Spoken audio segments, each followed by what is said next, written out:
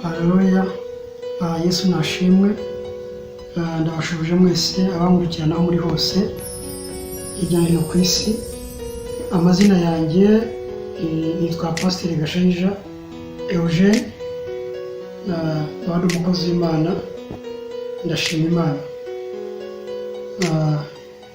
Ndagira ngo twumve ijambo ry'Imana, icyigisho cyangwa inyigisho nateguye ivuga ngo Imana ni amahirwe yose ukeneye mu buzima bwawe. Imana ni amahirwe yose ukeneye mu buzima bwawe. Imana ni amahirwe yose ukeneye mu buzima bwawe. Reka dusenge Imana. Mana ya Aburahamu na Isaka na Yakobo, mu izina ry'umwana w'Imana w'ikinege, nciye bugufi umutima wanjye Mwami. Ndagushimira yuko wandinze kandi ukarinda bene data bose bankurikiranye, ukarinda n'umuryango wanjye icyubahiro kibi cyawe. Mushimiye kubw'uyu mwanya mwiza umpaye wo kugira ngo ngeze ubutumwa bwiza ku bantu bari hirya no hino ku isi. Icyubahiro kibi cyawe. Nyemerera ubane nanjye kandi amavuta yawe abe ku buzima bwanjye. Shira bugufi imbere y'amaso yawe kugira ngo ushobozwe nawe kandi mbashishwe nawe. Mu izina rya Yesu Kristo w'i Nazareti sabye shima, amen. Nshuti uneza amatwi, nk'uko mu kanya maze kukubwira yuko umutwe w'iri jambo cyangwa w'inyigisho uravuga ngo Imana ni amahirwe yose ukeneye mu buzima bwawe. Mu by'ukuri iyo witegereje ibintu byose biri ku isi ni iby'iremwe, ni amahirwe y'Imana yabihaye kubaho. Iyo witegereje ukareba abantu, ukareba inyamaswa, ukareba ibiguruka, ukareba izuba n'ukwezi n'inyenyeri, ukareba amanywa, ukareba ijoro, ibyo byose ni ibintu by'ububasha bifitiye akamaro abantu ndetse n'ibituriye isi yose. Hari umuntu afitiye akamaro ibidukikije, hari n'ibidukikije kandi bifitiye akamaro umuntu. Rero Imana ni amahirwe yose ukeneye mu buzima bwawe. Hari abantu benshi bagira imbaraga z'ubutunzi, bakagira imbaraga zo kugira amahoro, bakagira imbaraga zo kugira ubwenge, batekereza neza, ibyo bakora bigakunda, bakumva ko ari amahirwe yabo yonyine yabashoboje, ariko ni Imana barabyivanzemo kugira ngo bikunde.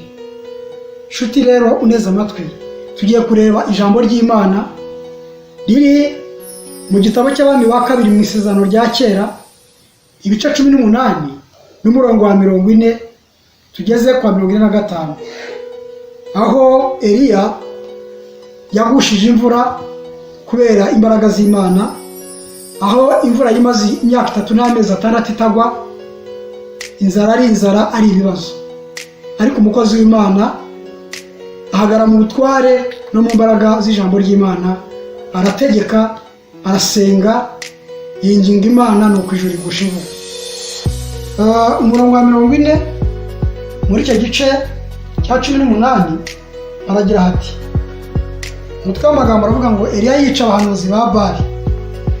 Umurongo wa 40 ngo nuko Eliya arababwira ati, nimufate abahanuzi ba Bali ntihasimbuke n'umwe. Barabafata, Eliya arabamanukana, abagejeje ku kagezi Gishoni abicirayo. Maze Eliya abwira Ahabu ati, haguruka ufungure kuko numva haza kugwa imvura imangukana. Nuko Ahabu arazamuka ajya gufungura, Eliya nawe arazamuka ajya mu mpinga y'umusozi w'i Karumeli, yicara hasi yubika umutwe mu maguru, abwira umugaragu ati, zamuka witegereze ku nyanja. Arazamuka aritegereza, aragaruka aravuga ati, ntacyo mbonye. Aramubwira ati, amubwira gusubirayo agira 7. Agezeyo ubwa 7 aravuga ati, dore mbonye igicu gito kingana n'ikiganza cy'umuntu kiva mu nyanja. Eliya aramubwira ati, genda ubwire Ahabu uti, itegura igare ryawe umanuke, imvura itakubuza. Hashize umwanya muto ijuru rigusha imvura, Hashize umwanya muto ijuru ririhinduriza, ryuzura ibicu n'umuyaga, hagwa imvura ya rukokoma. Nuko Ahabu yurira igare rye agiye Yezereli. Yesu nashimwe. Twumvise inkuru zo kuntu imvura yari yarahagaze imaze imyaka 3 n'amezi 6. Ni amateka maremare uburyo Ahabu umwami w'Abisirayeli, igihugu cyose cyari cyarigiye mu byaha, abantu baracumura bava ku Uwiteka, kandi ari igihugu cy'ubwoko bw'Imana yari yatoranyije. Nuko bajya mu bigirwamana basenga izindi mana, baba abanyabyaha mu buryo bweruye, bivanga n'andi mahanga. Bibabaza Imana rero birarakaza. Umukozi w'Imana Eliya nawe rero agira uburakari bwo mu mwuka, abonye uburyo mu by'ukuri gukiranuka kurimo kuva mu gihugu. Niko guhagarara mu butware bw'ijambo ry'Imana kubw'ishyaka ry'Uwiteka, ahagarika imvura muri cyo. Twese turabizi neza yuko imvura ni ubuzima. Iyo imvura itagwa mu by'ukuri ntawahinga imyaka. Iyo imvura itagwa mu by'ukuri haba hari ibintu byinshi ubona bisa nk'aho byahungabanye. Rero muri icyo gihe amatungo yarapfuye, ndetse bigeza n'aho amazi abura mu mariba cyangwa se mu nyanja no mu migezi atangira gukama. Ikibazo ibiryo birabura, inzara n'inzara. Bibiliya irambwira ngo nuko umunsi umwe Eliya aravuga ati rero ndumva rwose imvura igomba kugwa. Umukozi w'Imana aragenda aravuga ati ariko kugira ngo imvura igwe, reka mbanze nkureho abahanuzi ba Bayali batuma imvura itagwa. Ese waba uzi icyo bishaka kuvuga? Ni ukuvuga ngo kugira ngo amahirwe yawe yagereho, ugomba kugendana n'Imana, ugomba kuba ufite uburyo ubana n'Imana, ugomba kuba ukiranukiye Imana, ku buryo ugomba gukuraho abahanuzi ba Bali. Abahanuzi ba Bali ni kamere, ni icyaha, ni igicumuro, ni ikibi kigenda mu mitekerereze y'umuntu, ni ikibi kigenda mu mutima. Birasa nkaho mu by'ukuri ari nko gufata umukubuzo Eliya agakubura kugira ngo igihugu kibe cyera. Birasa nk'uko umuntu afata itorosho agakubura nako agakoropa kugira ngo mu by'ukuri hase neza. Rero iyo suku yagombaga gukorwa mu buryo bwa roho mu gihugu, abantu bose baturiye igihugu bagahinduka abera b'Uwiteka. Ngo aragenda afata abahanuzi ba Bayali, arangije ngo abicira kuri ako kagezi Gishoni abicirayo. Umukozi w'Imana arazamuka atangira gusenga, ariko abahanuzi ba Bayali batagihari. Ni ukuri ukunda Imana, urashaka Imana, ariko niba ugifite abahanuzi ba Bayali haracyari ikibazo. Ushobora kugera ku mahirwe amwe, ayandi ntuyabone. Ariko ni byiza yuko wakwisuzuma, wakwigenzura, ukareba uburyo ugendana n'Imana yawe n'abahanuzi ba Bayali iruhande rwawe. Rero Imana yacu ni Imana y'amahirwe yose mu buzima bw'umuntu. Iki gihugu kubera ko cyari cyaratakaje Imana, nta mahirwe bari bagifite. Cyari kigeze ahantu mu manegeka, byari bikomeye, ndakubwiza ukuri, byari bikakaye. Ariko Imana iri mu ijuru Imana iri mu ijuru yifuzaga yuko bagirirwa neza. Nuko ikora umukozi w'Imana kugira ngo yongere kugusha imvura. Nibwo rero yasengaga ijuru rigusha imvura. Ijuru niryo ryagushije imvura. Imana niyo yagushije imvura mu gihugu. Ndagusaba yuko wifata ku Mana, ndagusaba yuko wikomeza ku Mana, ndagusaba yuko wibaka ku Mana, ndagusaba yuko wiringira Imana, kuko Imana ni amahirwe yose ukeneye mu buzima bwawe. Ibyo wakora byose Imana itabirimo, utayiringira, ni kwa kundi bisa nk'aho biba biri mu manegeka. Nibiba bifite amahirwe yuzuye, amahirwe yose yuzuye 100%, arimo amahoro, arimo ubuzima buzira umuze, arimo kugubwa neza, arimo umugisha, arimo umutuzo, arimo ibyiringiro, arimo kubaho wumva ntabwo. Nuko wimika Imana n'umwana wayo Yesu Kristo mu buzima bwawe. Imana ni amahirwe yose ukeneye mu buzima bwawe. Imana ni amahirwe yose ukeneye mu rushako rwawe. Imana ni amahirwe yose ukeneye mu rushako rwawe. Imana ni amahirwe yose ukeneye mu kazi kawe. Imana ni amahirwe yose ukeneye mu byifuzo byawe. Ni Imana ishobora byose rero. Nguko rero ko Imana yazanye amahirwe mu gihugu cya Isiraheli ubwo yongeraga kugusha imvura ikagwa idaturutse mu gihugu gikomeye runaka gifite ubutunzi runaka gitera inkunga ibindi bihugu, ahubwo inkunga ikaza ivuye mu ijuru. Imana igusha imvura. Ndakubwiza ukuri, imyaka yongera kwera, imigezi yongera kubona amazi, inyanja zongera kuzura amazi, amafi yongera kuba mu mazi, amatungo yongera kubona amazi, abahinzi barahinga. Ndakubwiza ukuri, igihugu cyongera kuneka kimererwa neza, kimera nk'ayango byo muri Edeni. Imana ni amahirwe yose ukeneye mu buzima bwawe, mu ngendo zose ukora. Muri ibi bihe bya covid isi irimo, mu by'ukuri covid yarwanyije amahirwe ku isi, yahagarikisha ingendo, ubucuruzi burahagarara mpuzamahanga, ubukungu burahungabana, ubuvuzi burahungabana, amashuri arahagarara, n'ibindi bintu by'abantu bakora by'amabizinesi byose bihura n'ikibazo. Iki gihe cy'isi irimo, mu by'ukuri hari icyo bita kubura amahirwe.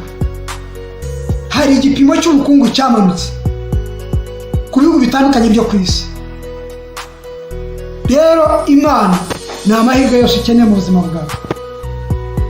Kugeza n'uyu munsi wa none, aho umuti utaraboneka n'urukingo rukaba rutarajya ahagaragara ngo ruboneke abantu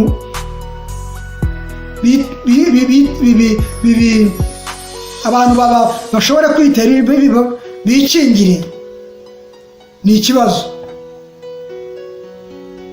Imana ni amahirwe, niyo ishobora byose, n'ifite imbaraga, niyo ibasha gukuraho covid ntiyongere kugaruka, niyo ibasha gukora igitangaza igahagarika covid ikayihanagura, kuko ni Imana ishobora byose. Rero iki gihe cya Eliya nacyo cyari igihe aho imvura yarahagaze, amahirwe nayo. Rero nshuti yanjye, mwene data, mu buzima bwawe bwa buri munsi ushobora kubaho ubona ni amahirwe, ariko guma ku Mana, komeza usenga Imana, wicika intege, komeza wiringira Imana. Hari ijambo ry'Imana rivuga ngo bidashobokera abana b'abantu, ku Mana birashoboka. Komeza uyibonemo imbaraga zituma ubaho, komeza uyibonemo kugufasha no kugushyigikira no kwishimira mu byo ugezeho. Komeza wivesite cyangwa se ushore ubuzima bwawe muri yo. Ndakubwiza ukuri, ntabwo imibereho yawe n'ubuzima bwawe bizasigara nk'uko wari umeze. Imana ni amahirwe yose ukeneye mu buzima bwawe. Cyo ni igice cya mbere, tuzasura ku gice cya kabiri. Tugiye gusenga Imana. Aho uri hose, reka ngusengere kugira ngo amahirwe y'Imana yageze mu gihugu cya Isiraheli, amahirwe akuraho amapfa, nawe amahirwe akugeraho. Birashoboka yuko mu kanwa bimeze neza, mu kazi bimeze neza. Birashoboka yuko mu by'ukuri mu kazi bimeze neza, ariko mu mubiri warwaye. Birashoboka yuko mu mubiri urwaye, ariko mu kazi bimeze nabi. Birashoboka yuko mu kazi bimeze neza, no mu mubiri umeze neza, ariko mu rugo ntabwo bimeze neza, mu masomo ntibimeze neza, n'ibindi byinshi. Imana ni amahirwe yose ukeneye mu buzima bwawe. Ushobora kuba unkurikirana uvuga uti nkeneye umufasha, nkeneye umugabo, ndati nkeneye umugore, ndi umusore ngeze igihe ariko sindamubona. Imana ni amahirwe yose ukeneye kugira ngo iguhitiremo uwawe. Tugiye gusenga Imana. Uwiteka Imana ya Aburahamu, se w'umwami wacu Yesu Kristo, twongera kugushima no kuguhimbaza. Tugushimiye kubwo ijambo ryawe ritubwiye ngo Imana ni amahirwe yose, ni amahirwe yose dukeneye mu buzima bwacu.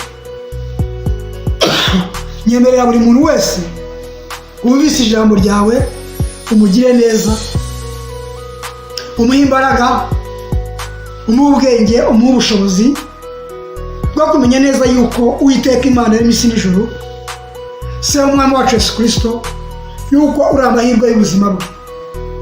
Nyemerera abantu bose bari hirya no hino ku isi bumvise ijambo ryawe bamenye yuko uri amahirwe y'ubuzima bwabo, kuko iyo utakinguye ntawe ukinga. Uri Imana ibasha gukinga ntihagire ukingura, kandi Imana wakingura ntihagire ukinga. Nyemerera rero amaso yose andeba n'amatwi yose yumva ijambo ryawe, ufashe buri muntu wese gukomeza kukwizera no kukwiringira no kukubonamo ubushobozi bwose, kuko niwe tangiriro ry'ubuzima bw'umuntu, nawe herezo rye. Sabye umugisha n'imbaraga n'amavuta kuba kumurikirana wese, kandi ufite umuryango wari ufunze w'ubuzima bwe uwufungure. Abarwayi bose aho bari, ikiganza cyawe Kristo kibakoreho kandi kibakize mu izina rya Yesu. Imigambi yose ya Satani ku buzima bwa buri muntu wese umurikirana, akaba afite ibimurwanya, ibimurondora, ibimuca intege, ibimubuza amahoro, bikurwaho mu izina rya Yesu. Werekane imbaraga zawe no gukora kwawe ku buzima bwe no ku mibereho ye.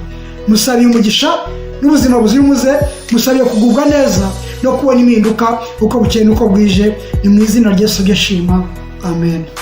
Murakoze, Imana ibahereze umugisha. Inomero zanjye za telefoni ni 0788 67 5170, 0788 67 5170. Uramutse ukeneye ubufasha bw'amasengesho ndahari, cyangwa se n'ubujyanama, Imana ibahe umugisha.